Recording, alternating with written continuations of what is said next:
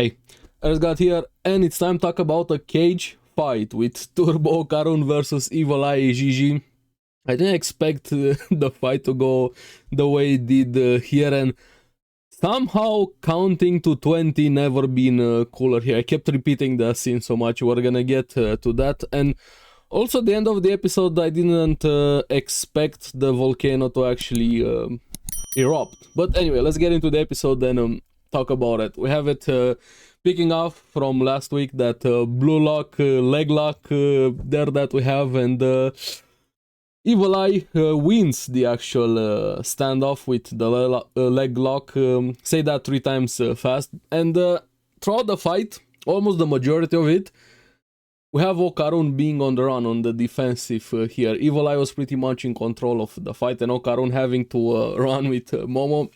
And I like how his entire priority throughout the episode was Momo, Momo, and Momo, and Momo again. Even with the 3 things that Evil Eye did, the important one was Momo here. And while he was running everywhere, balls flying, I really like that technique, and the way Evil Eye was kicking them looked so cool, and the camera chasing, again, the animation was awesome here. The sound also, especially the voice actors did such an amazing job, and the impact for everything here. But also, meanwhile, while they were fighting, we had this cool fight. That motherfucker worm was hiding in the ground and started spraying poison from its ass.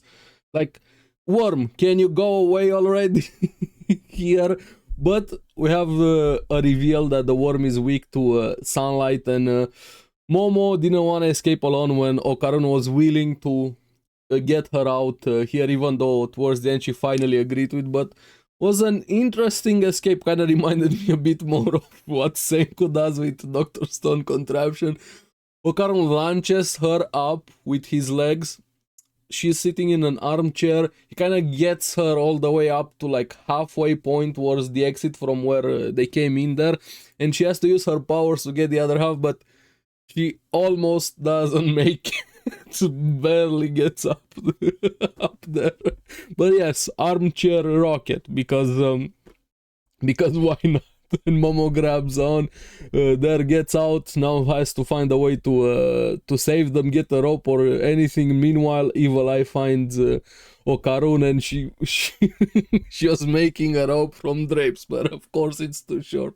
It's not gonna be enough. She kind of gets this Slumdog Millionaire moment, a flashback here. We don't get the full context, but she is like, worms talking to Jiji while they were kids, son, and suicide. I'm like, wait, how do you, wait, wow, slow down, what does that mean? There we find out towards the end of the episode, and then she goes in, starts cooking, and of course the house burns down, but that was intentional. I'm sure she can cook, but she starts a fire for the entire house to get the firefighters there, mainly for the water. She needed the water here, and of course the smoke also doesn't hurt. But while she was doing that, being an arsonist, somebody do the meme with Momo and the disaster girl would be perfect here. Okarun was being chased by Evil Eye, and this was kind of a bit of a contest with speed versus power, and balls being involved. Kind of gets trashed a bit, and that ball to the face. Evil Eye puts his balls on Okarun's face. That's the fight, basically. And I like how Evil Eye was kind of having fun throughout the fight, being able to use a body, in this case Jiji's here, and even they were starting to get affected by the poison here, and wanted to put a stop to the fight. When he said that, I was like, no way, is he gonna run away, is he gonna do something else? He's like, stop the fight because of the worm. I get that, but please don't make me wait until the end of the episode to have a conclusion for this fight. And what happened, I was like, okay, I'm liking this. Evil Eye catches Okarun and puts him into this house made of that grudge energy, kind of like a cage fight. Traps him inside there. I was like, is he gonna walk away? No, please tell me he's gonna go in. And he actually does go in, traps him so he doesn't run away, because Okarun has the speed advantage, and starts pummeling him a lot, and kind of crosses the threshold here, starts threatening Momo, And here is where Okarun gets serious. And like I said, his priority was Momo. Grabs Evil Eye by the mouth here, says, you have done 3 things, 3 mistakes, basically. Armed Momo, violated my friend, actually took his body, made him do this against his will. That's what he meant with that, with violated. We don't get the 3rd one until towards the end, and that double punch to the chin was so satisfying. But here I was like, okay, so how is this gonna go down? I didn't expect Luffy to be in the anime, jet Gatling gun, and just counting every punch to 21, 2, 3, 4, 5, 6, 7, 8, 9, 10, 11, 12, 13, 14, 15, 16, 17, 18, 19, 20, multiple times, one after the other, just kept punching. Evil Eye tried to come back, but then the next the next one came in. That was so satisfying. I kind of rewatched that scene a few times there, and the voice acting, the counting was so cool, and the impact for the punches there. And then the last one, another double fisted punch there, breaks even the cage. So the winner of the cage match is Okarun, with Momo supporting the moral support and his motivation here. And I think Evil Eye kind of played himself catching him there. He might have had an advantage if they were on the outside, because those balls attacks are actually very dangerous, and the way he's able to control that kind of makes you think how the fight went if he didn't actually put him into that cage fight. But again, that was really fun there. And the last thing, you pissed me off. That was the last thing that Evil Eye did wrong there, the 3rd here, and both of them collapse. Of course, Evil Eye, the first one, Okarun, also collapses, gets back up, saying he has to do more, he has to get to Momo. That was the one thing he was thinking after everything, and while being poisoned, exhausted, hurt. Yes, Momo is the priority. Momo is the priority, of course, or she is. And I like that he instantly started dragging Jiji also. No man gets left behind. I'm curious how Jiji and Evil Eye are gonna react after they wake up and everything is resolved. But speaking of resolved, that's gonna be a lot more complicated. We're gonna get to that. But while he was carrying Jiji, this was such a cute scene. I was laughing so much. Turbo Granny was still stuck in the glue on the bottom. She started screaming for help, trying to get herself out. She couldn't. Okarun goes to help her, even though she was complaining he's not fast enough. And don't trip. What happens? She jinxed it, and thanks to the force doing when it releases, of course, he crashed back down, and both of them get caught in the glue. I like that Turbo Granny was crying while that was happening. That was such a fun moment.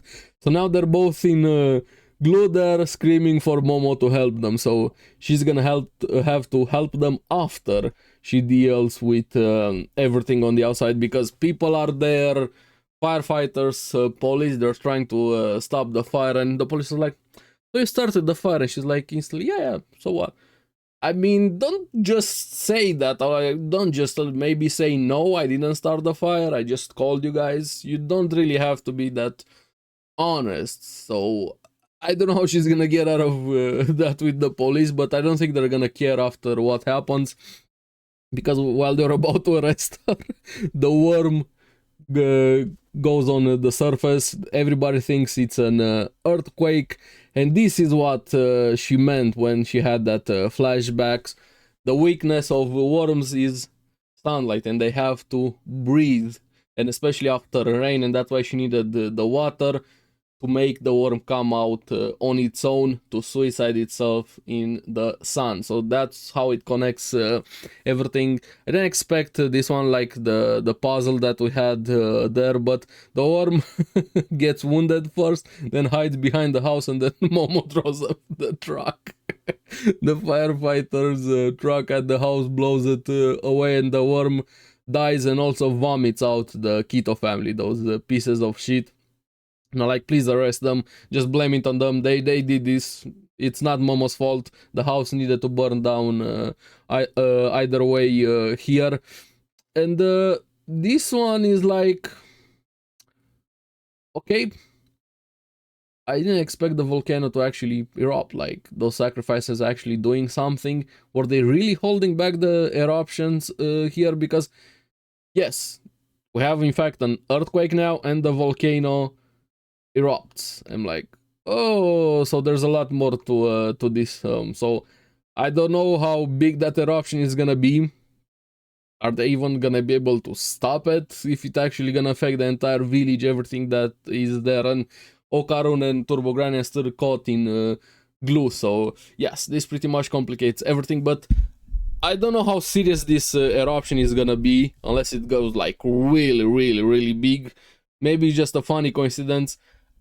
I don't know how I'm gonna be if it's just, hey, it's a coincidence that this happened. But don't go into spoilers. I'm excited for next week's episode, and the best count to 20 we had it here, and Luffy would be proud of Okarun there. But yeah, fun episode here. Let me know what you guys thought about it. What do you think about the fight, the cage fight there, and the punches, and Momo versus the worm? Let me know in the comments below. And as always, thank you very much for watching. Remember to like and subscribe, helps me quite a lot, and you guys get the latest videos on the series that I follow. So keep enjoying Dandadan. I'm gonna see you again on the next one. Bye bye.